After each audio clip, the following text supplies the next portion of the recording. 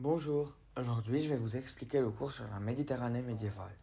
Vous trouverez la version écrite sur mon site de révision étudie.super.site.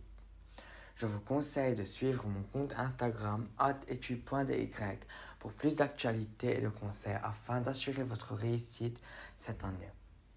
Alors, ce cours peut se diviser en trois parties différentes.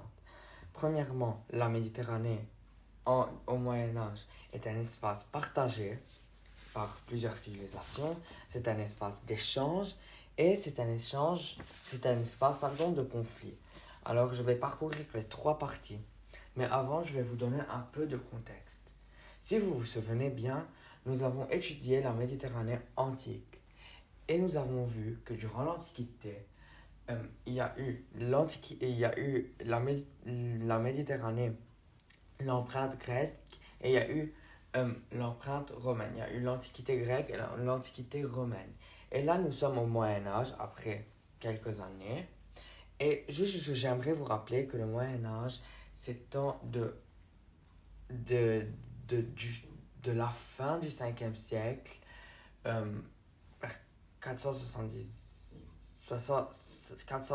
je crois, jusqu'à 1492. Alors, le Moyen Âge a duré 1000 ans. Alors, ce que je vais vous dire, c'est pas vraiment fixe. Il y a une évolution tout au long du Moyen Âge. C'est pas une seule chose qui est restée comme elle est tout au long du Moyen Âge. Premièrement, parlons de l'espace partagé. En fait, ce n'est pas que les Grecs, ce n'est plus que les Grecs ou que les Romains. Il y a eu plusieurs civilisations. En fait, il y a eu trois civilisations méditerranéennes au Moyen Âge. Alors, à la Méditerranée, au Moyen Âge, il y avait trois civilisations majoritaires. Et en fait, une civilisation, c'est une société qui partage des caractéristiques politiques, religieuses, etc., culturelles, installées sur une aire géographique donnée, leur territoire. Et aussi, le territoire peut évoluer, comme ces caractéristiques peuvent évoluer.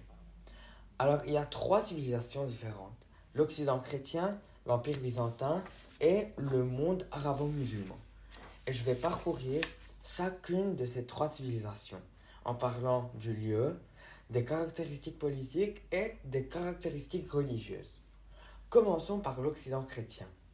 L'Occident chrétien est en Europe, en fait en Occident. C'est pour cela qu'on dit l'Occident, c'est en Europe, sauf un peu l'Espagne, le sud de l'Espagne et le Portugal. Mais autre que ça, c'est l'Europe qu'on connaît aujourd'hui. Et ça s'arrête vers la Turquie. Et en fait, après la première croisade, après on va voir c'est quoi une croisade, c'était au XIIe siècle presque, euh, l'Occident chrétien s'est étendu vers le Moyen-Orient. Alors il y avait l'Europe, mais il y avait quelques États latins, on les appelle les États latins d'Orient, qui étaient au Moyen-Orient. Alors, les caractéristiques politiques. L'Europe était divisée en plusieurs royaumes. Et malgré le nom royaume, il y avait un roi, mais ce n'était pas le roi qui avait tout le pouvoir, comme dans la monarchie absolue un peu plus tard. Non, au début du Moyen Âge, là, le roi n'avait pas de pouvoir, tout le pouvoir. Le pouvoir était divisé. Le pouvoir, les seigneurs avaient le pouvoir. Alors, il y avait un système qui s'appelle le système féodal, ou bien la féodalité. Et c'est en fait les seigneurs qui ont le pouvoir sur une partie du royaume. Le royaume est divisé en petites terres, en petites parties. C'est comme une grande pizza et la pizza est divisée en tranches. Chaque tranche, chaque partie du royaume est pour un seigneur. Et le seigneur, il donne la sécurité et une partie de cette terre aux paysans. Et la partie de terre s'appelle le fief, c'est pour cultiver, pour faire de l'agriculture et tout. Et il leur donne tout en échange de la fidélité du peuple. Le peuple doit être fidèle pour obtenir cette sécurité et ce fief, cette terre. Et en fait, tout au long du Moyen Âge, le roi qui est déjà un seigneur, il commence à imposer son pouvoir au seigneur par des guerres, par des achats, par des mariages. Alors, à un moment, le roi, il remplace le seigneur ici, il remplace le seigneur là, et il a le pouvoir sur tout le territoire. Et ça, c'est petit à petit. Ok? Puis pour les caractéristiques religieuses, il faut savoir que l'Occident chrétien est chrétien catholique. Pas chrétien en général, chrétien catholique.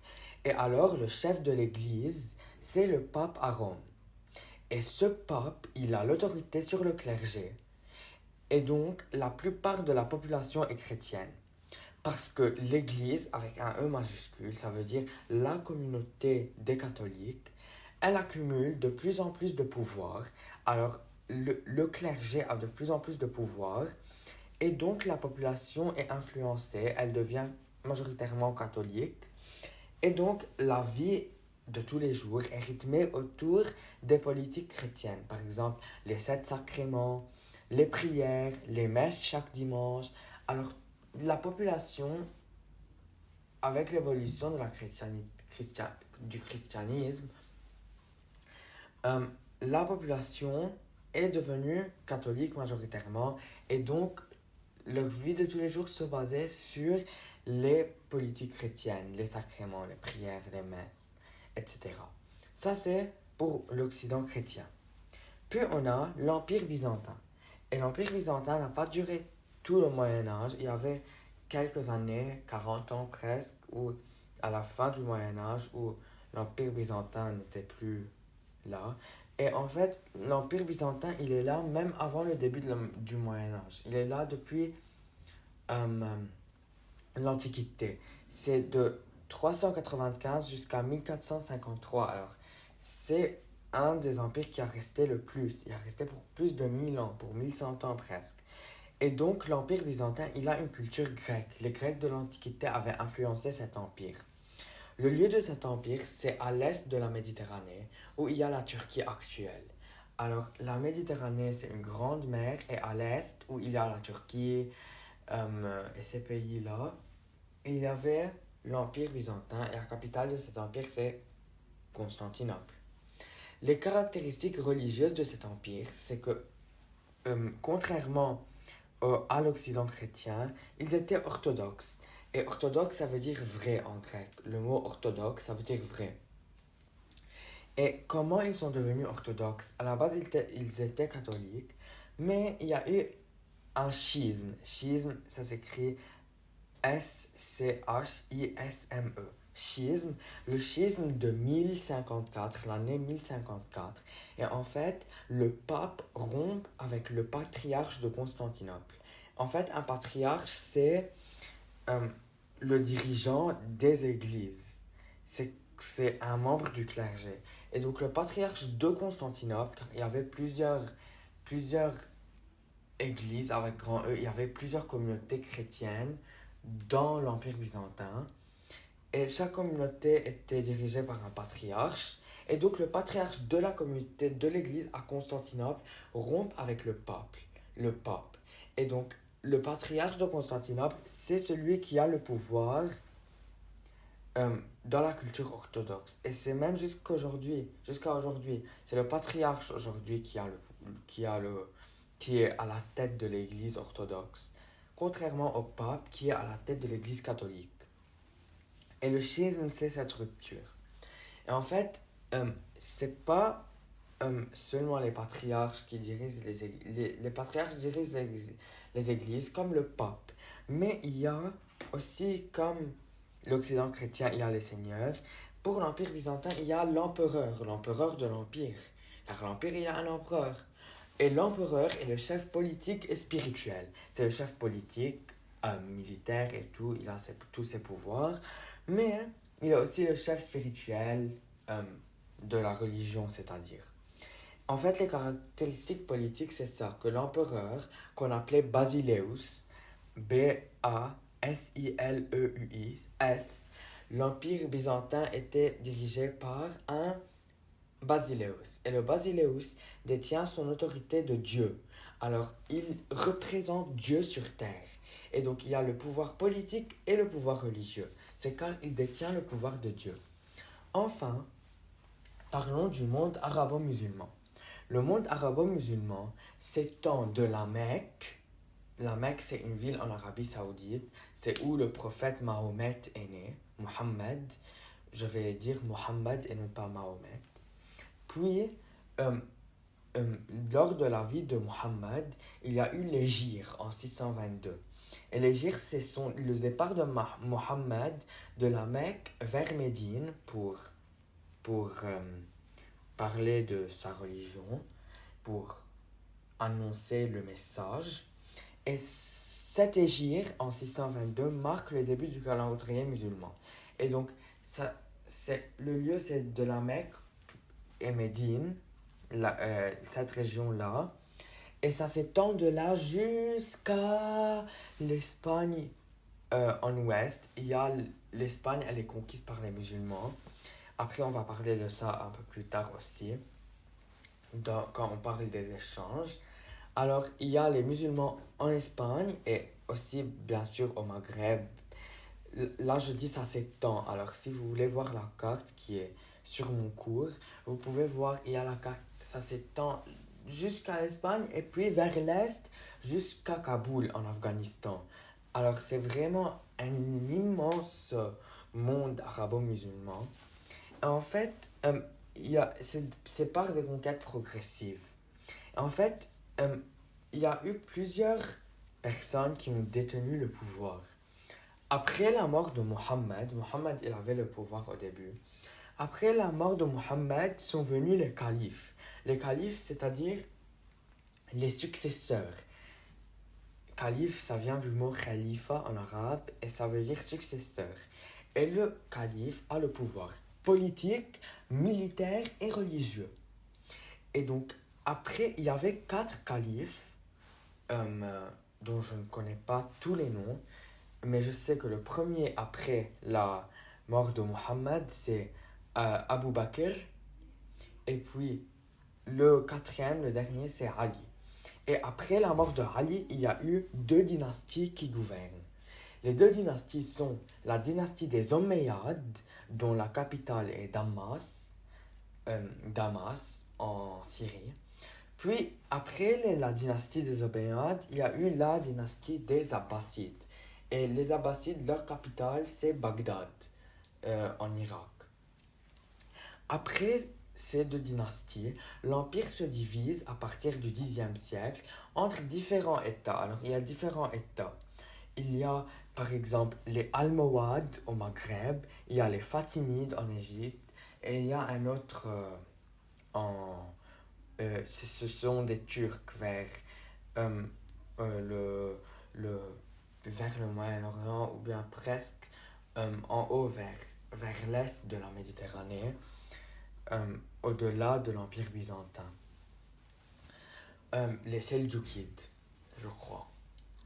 Et après, les caractéristiques religieuses du monde arabo-musulman. Vous entendez musulman, vous savez que c'est des musulmans. Mais il y a 2 courants de l'islam majoritaire. C'est comme les catholiques et les orthodoxes. Il y a le sunnisme et il y a le chiisme. Le sunnisme, ce sont les partisans des compagnons de Mohammed et donc Abu Bakr. Et puis le chiisme, c'est les partisans de Ali, ou bien Ali. Et c'est le gendre de Mohammed. Maintenant, là on a dit que la Méditerranée médiévale est un espace partagé par 3 civilisations. Mais c'est aussi un espace d'échange. Il y a eu plusieurs échanges entre ces civilisations. Et on parle d'échanges commerciaux concernant l'argent, les produits, mais aussi des échanges culturels entre les différentes cultures. Commençons par les échanges commerciaux. Au Moyen-Âge, Venise est à la tête d'un empire commercial en Méditerranée. Là, on va donner l'exemple de Venise pour parler des échanges commerciaux. Bien sûr, il y a d'autres échanges commerciaux, mais parlons de Venise notamment. Venise est à la tête d'un empire commercial en Méditerranée. Et je vais vous donner l'exemple de la présence vénitienne à Alep. Alors, je vous donne un petit contexte. Le sultan d'Alep, Alep c'est une ville en Syrie, et le doge de Venise. Et en fait, le doge, c'est un magistrat, c'est le magistrat le plus important de la ville et il est élu à vie. C'est lui qui prend toutes les décisions importantes. Ah, c'est comme vraiment une personne très puissante. Le doge de Venise est venu à Alep, il a parlé au sultan, ils ont fait un traité. Et le traité, c'est dans le traité, le sultan d'Alep accorde plusieurs choses aux Vénitiens, plusieurs avantages aux Vénitiens. Parce que les Vénitiens vont venir à Alep. Ils vont rester à Alep. C'est pas, ils vont pas conquérir Alep, mais c'est pour faire des échanges. Alors, ils ont des avantages économiques, c'est-à-dire les Vénitiens qui vont venir à Alep ont des taxes favorables. Alors, ils vont pas payer beaucoup de taxes, un peu de taxes, un prix, un, un, pas un prix élevé, un prix bas de taxes. Et donc, ils auront de meilleurs prix quand ils vont échanger. Ils pourront vendre pour plus d'argent car ils n'ont pas vraiment les taxes. Et donc, c'est pour le sultan d'Alep donne ses avantages, c'est pour encourager les Vénitiens à venir à Alep pour les achats et les ventes. Et là, ça aide Alep avec leur commerce et ça aide aussi Venise avec son commerce. Puis, il y a aussi des avantages territoriaux. Lorsque les Vénitiens vont venir à Alep, ils ont des comptoirs. Et les comptoirs, c'est des territoires en pays étrangers destinés à favoriser le commerce avec ce pays. Ça veut dire quoi ça? Les Vénitiens, quand ils sont allés à Alep, ils ont eu une partie du territoire à Alep. C'est-à-dire si Alep c'est un immense territoire, c'est une immense pizza, une tranche de pizza est pour Venise, pour les Vénitiens, pour qu'ils ne soient pas obligés de revenir à Venise à chaque fois qu'ils veulent faire du commerce, pour qu'ils restent là-bas et pour qu'il y ait plus de commerce, pour favoriser le commerce avec Alep. Alors Alep et les Vénitiens vont avoir beaucoup Alep, c'est pas une personne, là, Alep c'est une ville si vous êtes confus. Alors, entre les gens d'Alep et les gens vénitiens, il y a du commerce. Grâce au comptoir, le comptoir favorise le commerce. Et là, dans ce cas, c'est pour favoriser le commerce entre Venise et Alep. Et aussi des avantages territoriaux. Dans ces comptoirs, il y a plusieurs bâtiments, dont des églises. Alors, ils peuvent toujours pratiquer leur religion, car, pour se rappeler, les Vénitiens, ils sont des catholiques, parce qu'ils font partie de l'Occident chrétien. Enfin, ils ont des avantages judiciaires. Premièrement, ils ont une cour de justice dans les comptoirs. Il y a aussi un bail. Et le bail, c'est B-A-I-L-E, c'est le représentant des Vénitiens à Alep. Alors, c'est lui qui représente les Vénitiens à Alep. C'est comme un délégué presque. Et puis, il y a l'émir. Et l'émir, c'est un mec chez qui les Vénitiens peuvent se plaindre. S'il y a un problème, ils vont chez l'émir et l'émir en parle avec les gens à Alep. Et ça, c'est les échanges commerciaux entre Venise et Alep. Et ça, c'est comment Venise a pu avoir un si grand empire commercial. Empire, là, c'est pas vraiment un empire avec un empereur et tout. Mais ça veut dire, ils ont pu vraiment avoir du commerce avec toute la Méditerranée. Et là, c'est juste un exemple. Alep, c'est juste un exemple. Deuxièmement, il n'y a pas seulement des échanges commerciaux, mais aussi des échanges culturels. On va prendre l'exemple ici de Cordoue. Cordoue, c'est une ville en Espagne. Et juste, j'aimerais vous rappeler que l'Espagne, elle était conquise par les musulmans. Parlons premièrement de cohabitation et conflit. Alors, il y avait la cohabitation entre plusieurs cultures. Les cultures vivaient entre elles, car là, on parle des échanges culturels. Il y avait les cultures qui vivaient entre elles, mais aussi il y avait plusieurs conflits. On commence par l'occupation musulmane de plusieurs dynasties. Alors, Cordoue était occupée par les musulmans de plusieurs dynasties. Premièrement, il y avait les Omeyyades, et puis il y avait les Almohades. Et les Almohades, ils sont au Maghreb, ce sont des Berbères. Et donc, ils viennent, car ils sont au Maghreb, ils viennent conquérir l'Espagne, car l'Espagne, c'est juste, ils traversent la Méditerranée et ils sont là-bas. Ils peuvent aller en bateau, ça prend 1 heure en bateau. Et donc, je disais que les Almohades, euh, le- la Cordoue, ou bien Cordoue, était occupée par les musulmans pour plusieurs siècles. Et lors de leur occupation, il y avait des minorités en Espagne, des minorités juives et des minorités chrétiennes. Et les minorités chrétiennes en Espagne, lorsque sous domination musulmane, sous l'occupation musulmane, les minorités chrétiennes s'appelaient les Mozarabes. Les Mozarabes, en fait, c'est les chrétiens arabes. Euh, et alors, les minorités chrétiennes, les Mozarabes et les Juifs ont une protection, une propriété, et ils peuvent pratiquer leur religion. Et les musulmans leur permettent de faire tout ça en échange des impôts. Alors, les minorités doivent payer des impôts et ils doivent respecter les règles. Mais après plusieurs dynasties, on avait dit il y avait plusieurs dynasties. Les Almohades, quand ils sont arrivés, ils étaient moins tolérants. Alors, ils ont commencé la persécution des minorités juives et des Mozarabes. Et puis, il y a eu la Reconquista. La Reconquista, ou bien la Reconquista, c'est la reconquête de l'Espagne par les rois catholiques. Alors, les rois catholiques, ils sont arrivés en Espagne et ils ont reconquis l'Espagne qui était conquise par les musulmans. Et alors, ils chassent les musulmans. Et donc, les musulmans, ils deviennent une minorité. Et les musulmans, là, les musulmans en Espagne, après la Reconquista, qui sont traités injustement, s'appellent les mudéjars. Les mudéjars sont les musulmans minoritaires en Espagne. Quand l'Espagne est dominée par les chrétiens, après la Reconquista. Et alors, les musulmans sont chassés et les juifs et les mozarabes sont expulsés. Et tout ça, c'est en 1492. La Reconquista, c'est en 1492. Alors ça, c'est comment il y a cohabitation et conflit. Alors, les cultures ont changé à Cordoue. Et avec ce changement de culture, il y a eu plusieurs influences culturelles, surtout en architecture. Alors, je vais vous donner 3 exemples architecturaux qui montrent ce mélange entre les cultures.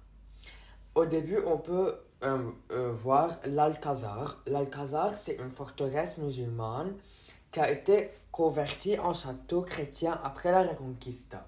Alors, en principe, c'était une forteresse pour les musulmans, mais après, quand les rois catholiques sont arrivés et les chrétiens ont repris l'Espagne, ou bien Cordoue, ils ont converti cette forteresse en château chrétien.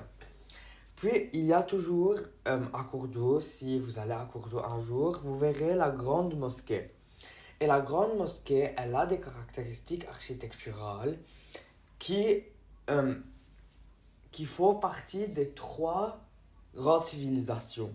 Alors, on peut voir, il y a les colonnes Wisigothes, les colonnes Wisigothes.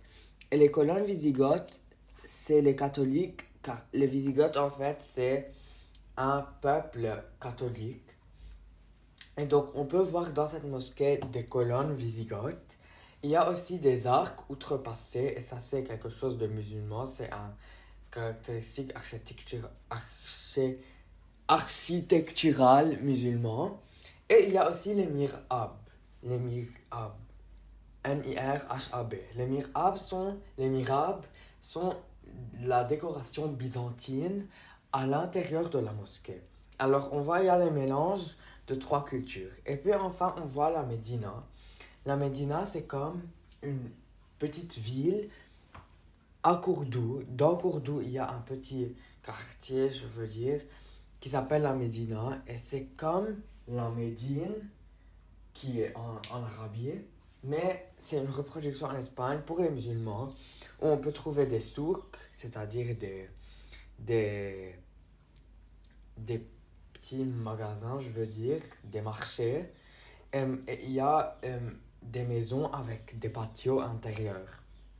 Enfin, on peut voir que Cordoue, c'est vraiment un centre culturel et scientifique, car il y a eu beaucoup de savants qui étaient protégés par les rois musulmans. Les rois musulmans protègent les savants, comme les philosophes, les médecins, les mathématiciens. Et on peut prendre l'exemple de Maïmonide et Averroès. Maïmonide, c'est un savant juif, et Averroès, c'est un savant musulman. Et les deux savants, ils étudient des textes de l'Antiquité grecque et romaine, de l'Antiquité gréco-romaine. Et ces textes, plus tard, seront diffusés en Europe. Et donc, ils ont fait plusieurs recherches scientifiques, plusieurs découvertes scientifiques qui ont affecté l'humanité. Enfin, parlons du fait que la Méditerranée médiévale est un espace de conflits. Il y a eu des conflits naturellement entre les différentes civilisations. Premièrement, au début du Moyen-Âge, les souverains, c'est-à-dire que ce soit les seigneurs, que ce soit les empereurs, que ce soit les califes, les souverains mènent des guerres pour agrandir leur territoire. Et donc, en menant ces guerres, ils touchent leurs voisins qui souvent partagent la même religion qu'eux. Alors moi, si j'étais un calife, ça aurait été possible que je me batte avec un autre calife pour prendre son territoire. Mais à partir du XIe siècle, il y a eu un nouveau concept de guerre sainte. Et en fait, la guerre sainte, c'est un nouveau terme qui signifie une guerre lancée au nom de Dieu ou approuvée par une autorité religieuse.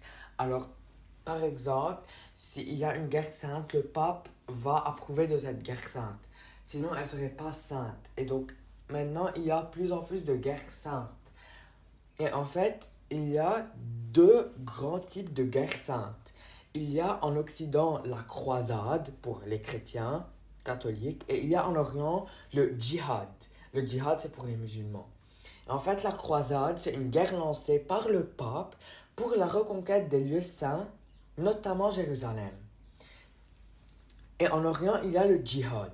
Le djihad, c'est une guerre menée pour propager ou défendre l'islam. Alors, on peut prendre l'exemple de la deuxième croisade. La deuxième croisade date de 1146, même avant. Il y a le contexte historique, c'est avant ça, mais en 1146, ça a vraiment commencé. Mais ça a continué après 1146. Je vais vous donner un petit contexte. Avant la deuxième croisade, il y avait la première croisade. Et durant la première croisade, les États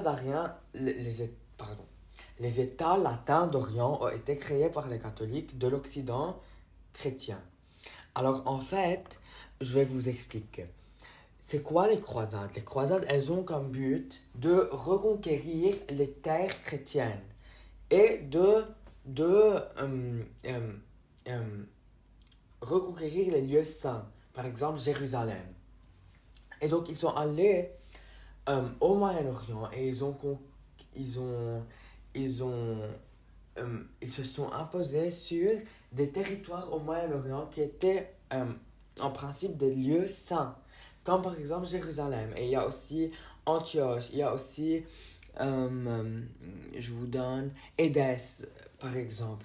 Et c'est différent, ce sont de différents lieux saints qui ont été reconquis par l'Occident chrétien. Et donc, mais ils sont en Orient. Alors, ils les ont appelés les États latins d'Orient. Mais il y a eu un djihad après la première croisade. Et ce djihad a mené la prise d'Édesse. Et en fait, Édesse, c'est un des États latins d'Orient. Alors, Édesse, ils appartenaient maintenant aux musulmans. En conséquent, le pape lance la deuxième croisade pour secourir les États latins, pour que les États latins restent aux chrétiens catholiques, à l'Occident chrétien. Et en fait, le pape demande à un abbé qui s'appelle Bernard de Clairvaux de faire appel à la deuxième croisade. Et en fait, Bernard de Clairvaux fait appel à la deuxième croisade. Il dit aux gens, venez vous battre, venez qu'on fasse cette deuxième croisade. Et il donne des raisons, il donne des excuses au peuple et au Seigneur et et au souverain. Et on voit il se sert, pour convaincre les gens, il se sert de deux choses, des croyances religieuses et des structures politiques. Pour les croyances religieuses, il met la faute sur les péchés, il met la faute, le fait que ça n'a pas fonctionné, il met la faute sur leurs péchés, en fait les péchés des gens et ses péchés à lui. Et il parle à la première personne du pluriel. Et il prétend qu'aller se battre va pardonner. Alors, si moi je vais reconquérir ma terre à moi, ma terre sainte, Dieu va me pardonner. C'est ce qu'il disait aux gens. Il dit aussi que les musulmans, s'ils ont contrôle de cette terre sainte, de les États latins d'Orient, ils vont tout détruire. Ils vont détruire les églises, ils vont détruire tout ce qui est important pour les chrétiens. Et il appelle les musulmans les ennemis de la croix pour que les gens soient énervés et motivés à se battre, à aller se battre. Mais aussi, il ne se base pas seulement sur les croyances religieuses, il se base aussi sur les structures politiques. En fait, il s'adresse aux autorités religieuses qui, eux, accumulent le pouvoir au Moyen-Âge. Et comme je l'avais dit avant, le clergé, il avait le pouvoir religieux. Et il parle aussi aux seigneurs qui avaient le pouvoir politique et religieux aussi. Les seigneurs, il s'adresse aux seigneurs pour que les seigneurs soient convaincus d'aller se battre. Et donc, il a pu convaincre et il y a eu cette deuxième croisade. Et le trajet de cette deuxième croisade, vous pouvez voir une carte que j'ai mise dans mon cours, ça vous permet de visualiser. Mais là, je vais un peu vous décrire comment ça marche. Les armées du roi de France à l'époque, Louis VII, et de Conrad III. Et Conrad III, c'est un roi germanique, je crois. Et en fait, ces armées parcourent l'est de la Méditerranée en passant par l'Empire byzantin pour arriver aux Terres Saintes. Et c'est en fait pour arriver aux États latins d'Orient. Et en fait, elles font plusieurs batailles, les armées, elles font plusieurs batailles, dont par exemple, je vous nomme quelques-unes, celle de Dorilé, celle de Mont-Cadmos et celle de Damas. Et vous pouvez voir sur la carte, c'est mieux à visualiser. Et en fait, je n'en sais pas trop, mais je crois que c'était un échec, que ce n'était pas très facile, les conditions étaient mauvaises et tout, mais je ne vais pas trop rentrer dans les détails, car je ne suis pas très sûr. Alors ça, c'est le cours sur la Méditerranée médiévale. Si vous avez des questions, n'hésitez pas. Je suis là pour répondre. Et merci d'avoir écouté ce cours audio. Bonne chance.